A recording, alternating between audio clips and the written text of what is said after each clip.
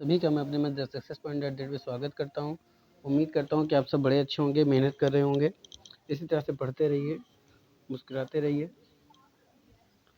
और जैसे कि आप जानते हैं आरओ की वैकेंसी आ चुकी है और उसके तहत हम लोग तैयारी कर रहे हैं, डिस्कशन कर रहे हैं। काफ़ी टॉपिक हम लोग डिस्कशन कर चुके हैं।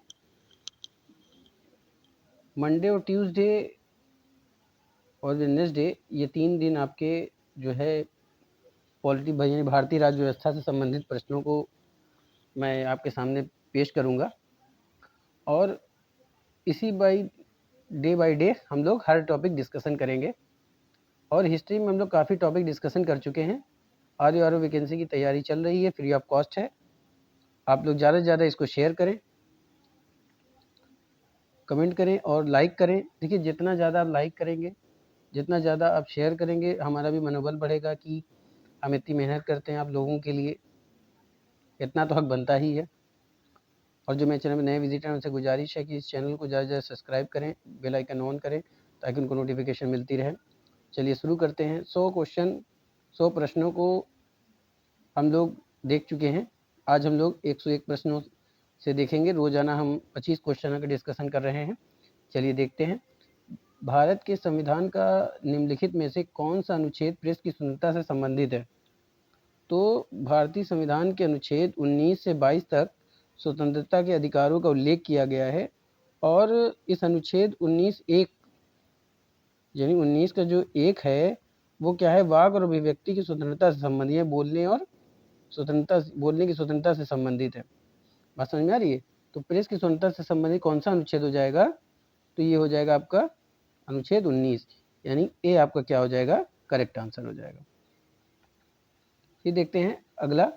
भारतीय संविधान के किस अनुच्छेद में भाषण और अभिव्यक्ति की स्वतंत्रता के मूल अधिकार का प्रावधान किया गया है? अनुच्छेद 14 में, अनुच्छेद 19 में, अनुच्छेद 21 या अनुच्छेद 22 में? तो ये जो भाषण यानी बोलने और अभिव्यक्ति की, अपने विचारों को व्यक्त करने की जो स्वतंत्रता है वो आपके अनुच्छेद 19 में दिया गया है। बात समझ में आ रही है? वो दिया गया है अनुच्छेद 19 में। तो आपका ये हो जाएगा बी ऑप्शन, यानी कि बी क्या हो जाएगा? आपका करेक्ट आंसर हो जाएगा।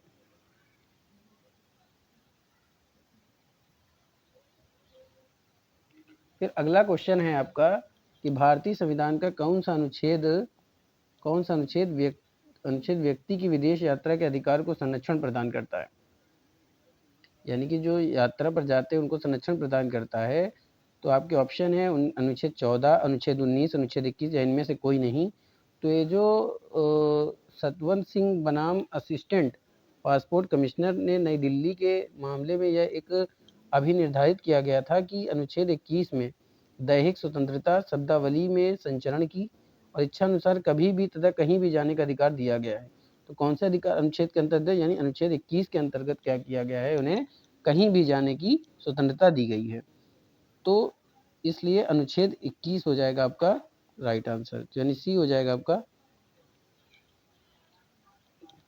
राइट आंसर हो जाएगा। चलिए आगे।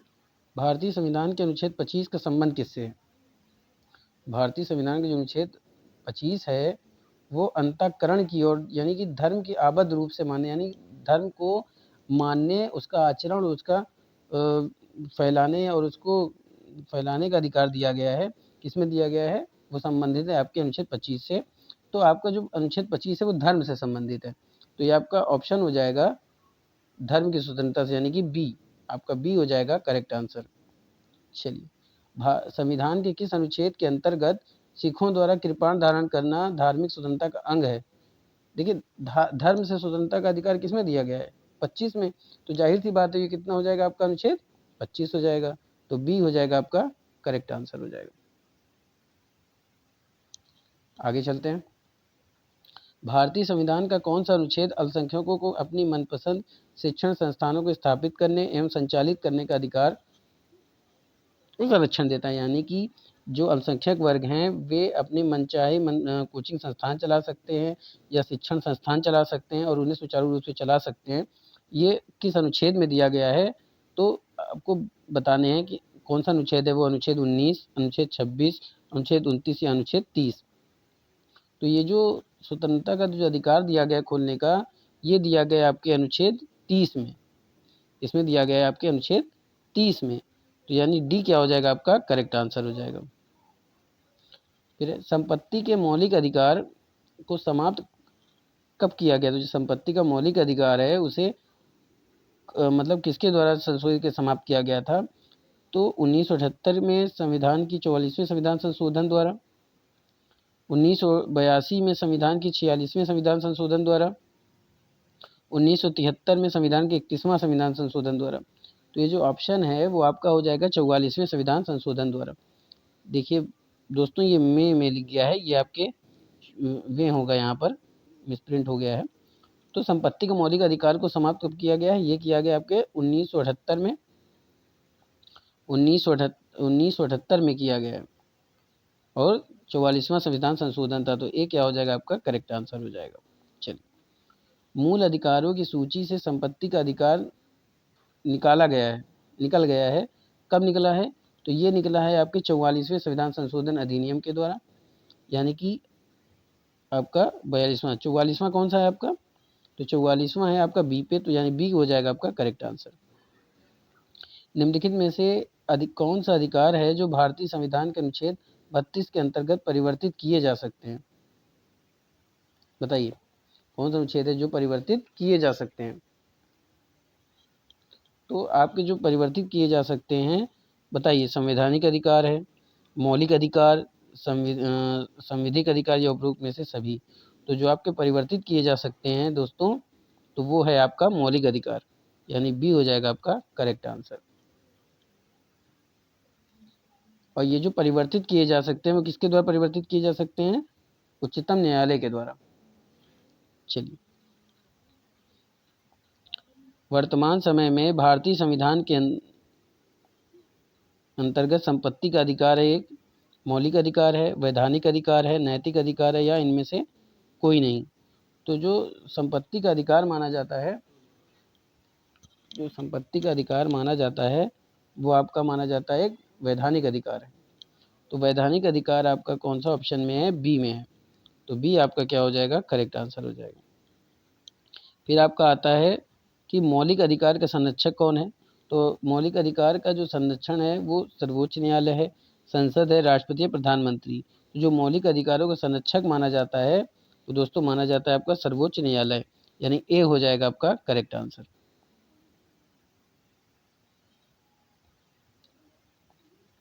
संविधान के अंतर्गत मूल अधिकारों का संरक्षक कौन है? संसद, सर्वोच्च न्यायालय, राष्ट्रपति या मंत्रिमंडल। तो इसमें जो मूल अधिकारों का संरक्षक है वो कौन है? उच्चतम न्यायालय। तो ये हो जाएगा बी ऑप्शन। निम्नलिखित में से किस एक अधिकार को डॉक्टर भीमराव अम्बेडकर ने संविधान की आत्मा कहा था? धर्म की स्वतंत्रता के अधिकार को, संपत्ति के अधिकार को, समानता का अधिकार, या संवैधानिक उपचारों का अधिकार। तो डॉक्टर भीमराव अम्बेडकर ने अम्बेडकर ने अनुच्छेद 32 यानी संवैधानिक उपचारों के अधिकार को क्या था? संविधान की आत्मा कहा था। तो ये क्या हो जाएगा आपका? संवैधानिक उपचारों का अधिकार। तो यानी डी आपका करेक्ट आंसर हो जाएगा। फिर आपका आता है भारतीय संविधान के अंतर्गत निम्नलिखित अधिकारों में से कौन सा एक अधिकार सभी व्यक्तियों को प्राप्त है? तो विधि के समान संरक्षण का अधिकार, भेदभाव के विरुद्ध अधिकार, स्वतंत्रता का अधिकार, या सांस्कृतिक एवं शैक्षणिक अधिकार। तो ये जो आपके मौलिक अधिकार हैं भारतीय संविधान के अंतर्गत जो अधिकार दिए गए हैं सभी व्यक्तियों को प्राप्त हैं। बात समझ आ रही है? कौन से जो अधिकार है वो सभी को प्राप्त है? तो आपकी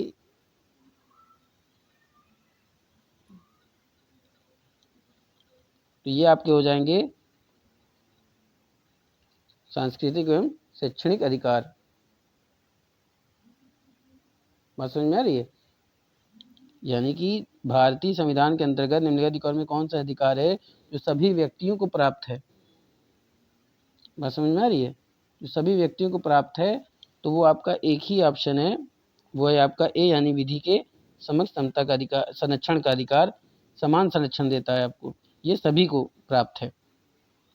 फिर आपका आता है भारत में रहने वाला ब्रिटिश नागरिक दावा नहीं कर सकता व्यापार और व्यवसाय की स्वतंत्रता के अधिकार पर, विधि के समक्ष समता के अधिकार पर, जीवन और व्यक्तिगत स्वतंत्रता की सुरक्षा के अधिकार का, या फिर धर्म की स्वतंत्रता के अधिकार का। तो जो भारत में रहने वाला ब्रिटिश नागरिक है, वे अनुच्छेद 6 का दावा नहीं कर सकता है। बात समझ में आ रही है? क्योंकि ये अधिकार केवल भारत के नागरिकों को ही प्राप्त होते हैं। तो ये अधिकार कौन से हैं आपके? व्यापार एवं व्यवसाय की स्वतंत्रता का अधिकार, यानी ए आपका हो जाएगा करेक्ट आंसर।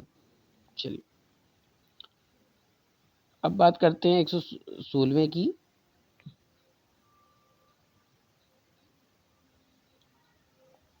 तो निम्नलिखित में से कौन मूल अधिकार विदेशी नागरिकों को प्राप्त नहीं है?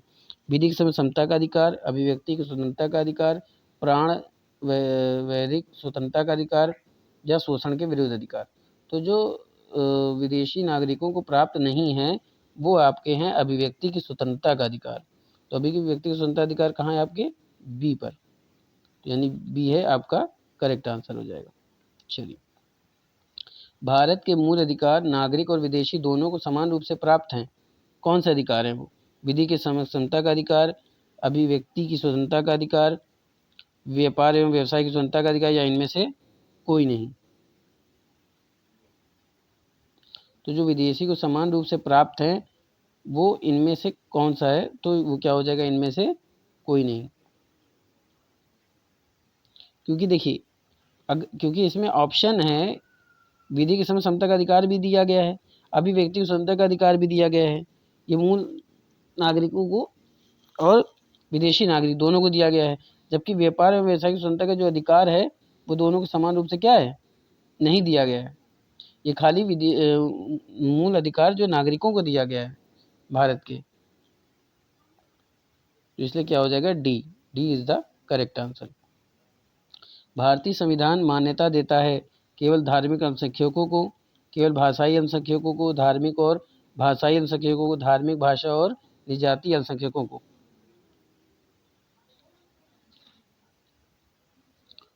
तो भारतीय संविधान मान्यता देता है आपके धार्मिक और भाषाई अल्पसंख्यकों को।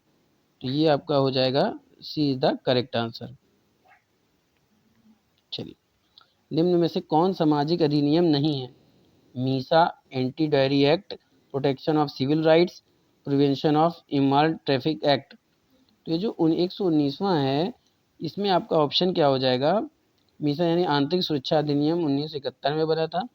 ये मीसा की बात की जाए तो मीसा कब बना था? तो ये एक आंतरिक सुरक्षा अधिनियम है जिसको 1971 में बनाया गया था। 1977 में इसको ख़त्म कर दिया गया था। यह आंतरिक सुरक्षा के लिए बनाया गया अधिनियम है और यह सामाजिक अधिनियम नहीं था, जबकि शेष तीनों सामाजिक और दोष निवारण के लिए बनाए गए अधिनियम है। ऐसे समझिए, यानी कि जो मीसा होता है वो क्या है? एक आंतरिक सुरक्षा अधिनियम है। और हमें सामाजिक सुरक्षा अधिनियम नहीं है तो वो कौन सा है आपका? मीसा नहीं है। बात समझ में आ रही है? मीसा नहीं। और मीसा की शुरुआत कब हुई थी? तो मीसा की हुई थी 1971 में। चलिए, तो आपका ए हो जाएगा करेक्ट आंसर। फोर्थ स्टेज या चतुर्थ स्तंभ क्या होता है? तो क्रिकेट टीम का 12वां खिलाड़ी, सड़क, रेल और हवाई जहाज की अतिरिक्त यातायात का साधन, कृषि क्षेत्र की बड़ी सहकारिता संस्था, या फिर प्रेस। तो जो फोर्थ स्टेट संबंधित है वो आपके प्रेस से संबंधित है। तो डी आपका हो जाएगा करेक्ट आंसर। चलिए आगे चलते हैं। निम्न में से कौन सा एक अधिकार राष्ट्रीय आपातकाल तक में भी समाप्त नहीं किया जा सकता? देश की किसी भाग में निवास तथा बचने की स्वतंत्रता का अधिकार, व्यक्तिगत स्वतंत्रता तथा जीवन का अधिकार, भारत के संपूर्ण क्षेत्र में आबाद भ्रमण की स्वतंत्रता का अधिकार, वित्त या उपजीविका की स्वतंत्रता का अधिकार।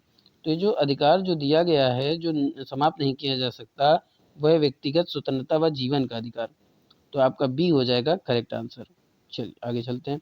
भारतीय संविधान के अनुच्छेद 25 में जो हिंदू शब्द किससे सम्मिलित नहीं करता है? किसे सम्मिलित नहीं करता? बौद्ध धर्मों को, जैनों को, पारसियों को या सिखों को। तो भारतीय संविधान के 25 के प्रयोजनों के लिए हिंदू शब्द के अंतर्गत जो आता है वो बौद्ध, जैन, सिख शामिल हैं, जबकि पारसी शब्द क्या है? सम्मिलित नहीं है। तो आपका सी जो हो जाएगा वो इज द करेक्ट आंसर हो जाएगा। किसी अपराध के अभियुक्ति को स्वयं अपने विरुद्ध गवाह बनने के लिए बाध्य नहीं किया जा सकता। भारतीय संविधान किस अनुच्छेद में इसका प्रावधान किया गया है? अनुच्छेद 20 के 3 में, अनुच्छेद 21 में, अनुच्छेद 22 में, या फिर अनुच्छेद 74 में। तो भारतीय संविधान के अनुच्छेद 20 के खंड 3 में प्रविधित है कि किसी अपराध के अभिव्यक्ति को स्वयं अपने विरुद्ध गवाह बनने के लिए बाध्य नहीं किया जा सकता। तो ये जो आपके ऑप्शन हो जाएंगे वो हो जाएगा ए, आपका करेक्ट आंसर हो जाएगा।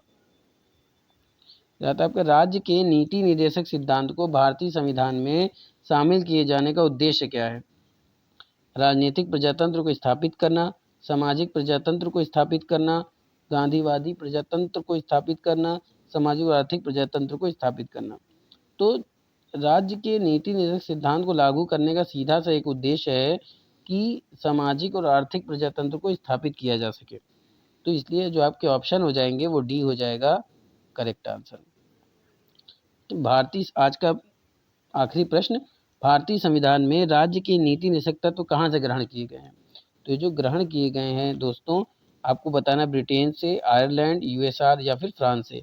तो जो किस देश से लिया गया है? तो ये लिया गया है आयरलैंड से। तो आपका बी हो जाएगा करेक्ट आंसर। उम्मीद करता हूँ कि आज का सेशन आपको पसंद आया होगा। तो फटाफट से शेयर और लाइक कर दें, ज़्यादा से ज़्यादा आप लाइक करें, शेयर करें और मेहनत करें, मुस्कुराते रहिए। पढ़ते मेरी दुआ है कि आप लोग का ज़्यादा से ज़्यादा सिलेक्शन हो। तो आज का सेशन यहीं पे समाप्त करते हैं, फिर मिलते हैं अगले टॉपिक के साथ। तब तक के लिए जय हिंद, थैंक यू।